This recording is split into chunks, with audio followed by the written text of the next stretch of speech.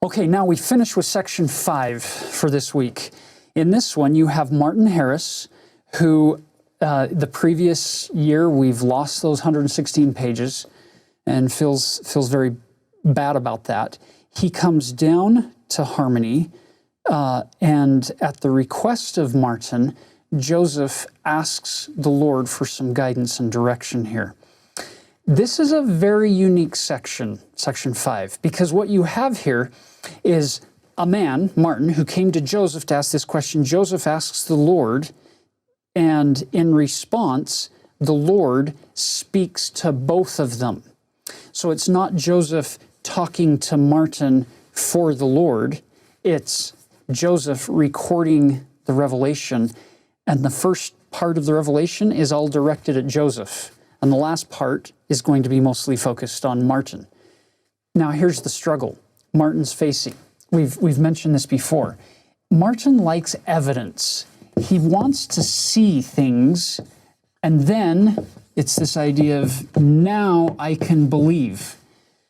I want proof. I want to be able to show. I want to be able to explain in ways that people say, oh, okay, I've seen, I get it. That's a big deal for Martin.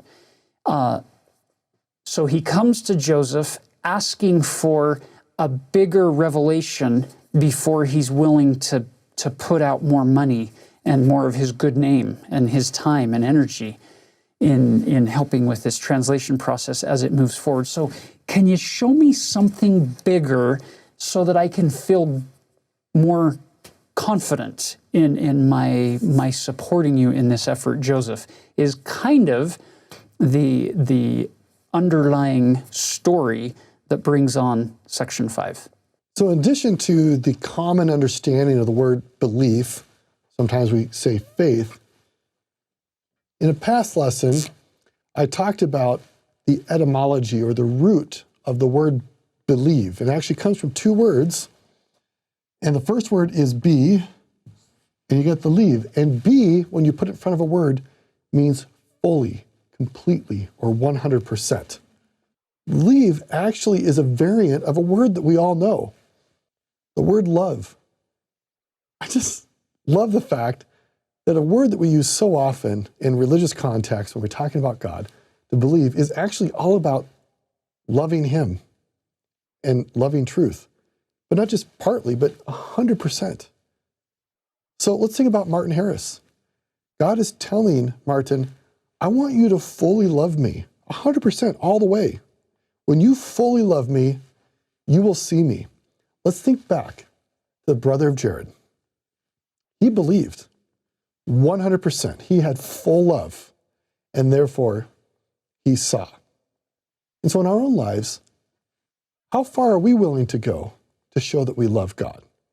Are we going to wait to see Him or to see evidence of Him before we choose to love Him? Or are we going to choose to love Him and then see the evidence?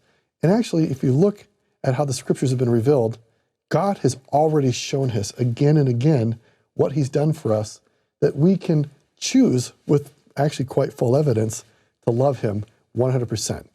John 3:16, for God so loved the world that He sent His only begotten Son.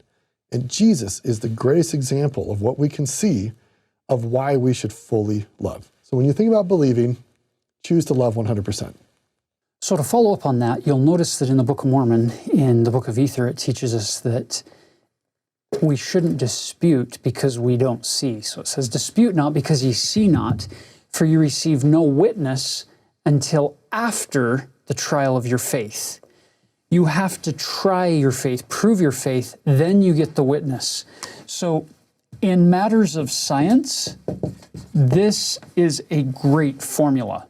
But in matters of seeking heavenly truth and eternal direction, we start with belief, we start with faith, and then after the trial of that faith, then we see the evidence, then it flows. And that is the lesson that the Lord is going to teach Martin Harris here in section 5. You'll notice some of the details here. Look at verse 7.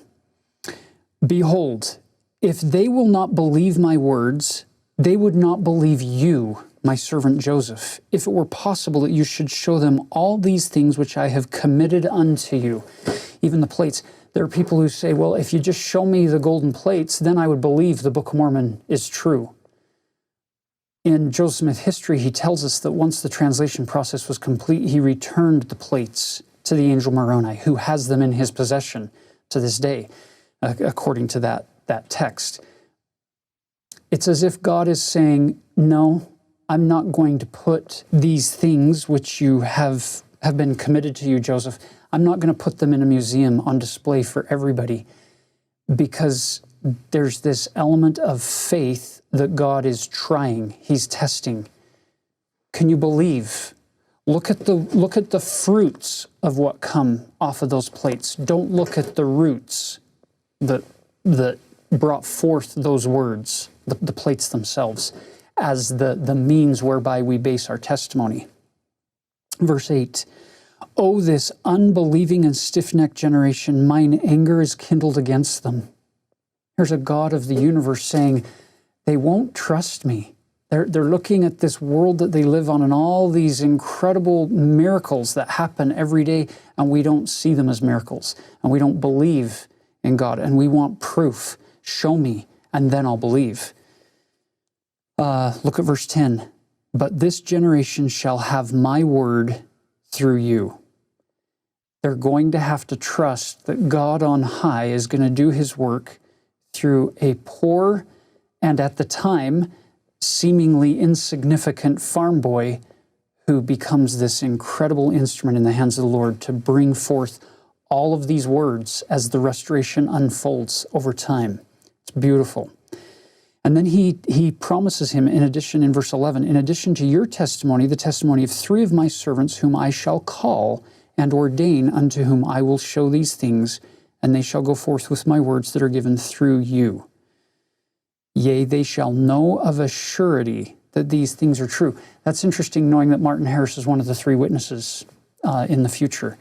He is going to see things and know of a surety, and it's fascinating when he has his experience as one of the 3 witnesses. He declares, I have seen, mine eyes have seen, I've seen.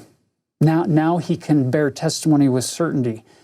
It's beautiful. Verse 14, to none else will I grant this power to receive this same testimony among this generation. In this, the beginning of the rising up and the coming forth of my church out of the wilderness, clear as the moon and fair as the sun and terrible as an army with banners. It was my colleague Dana Pike who pointed this out to me, that the Song of Solomon is quoted a few times actually in the Doctrine and Covenants. This is one of them in verse 14, this segment about the clear as the moon, fair as the sun, and terrible as an army with banners, just for fun. Notice verse 16, behold, whosoever believeth on my words, them will I visit with the manifestation of my Spirit, and they shall be born of me, even of water and of the Spirit. Brothers and sisters, belief really is a choice.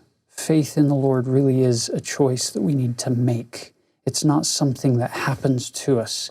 It's a decision we make.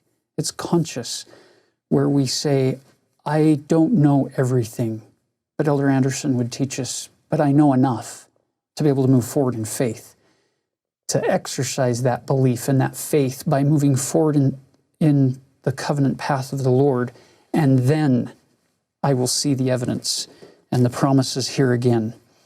Look at verse 24. Behold, I say unto him, now this is speaking directly to Martin through Joseph. Behold, I say unto him, he exalts himself and does not humble himself sufficiently before me, but if he will bow down before me and humble himself in mighty prayer and faith, in the sincerity of his heart, then will I grant unto him a view of the things which he desires to see, which is to be one of those 3 witnesses. Just on a personal note, Martin Harris is buried in the cemetery in Clarkston, Utah. When I was growing up, every year there was the Martin Harris pageant out there in Clarkston in northern Cache Valley.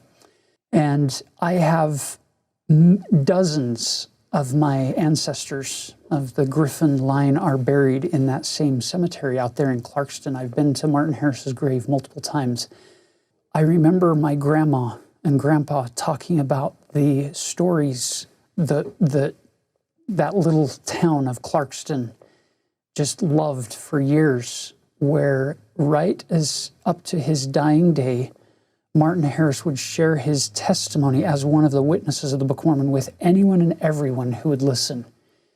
He was faithful to the very end to that testimony, that this book is true. And even his very last words were in reference to his experience as a witness and to reestablish the truthfulness of the Book of Mormon as the Word of God. In closing today,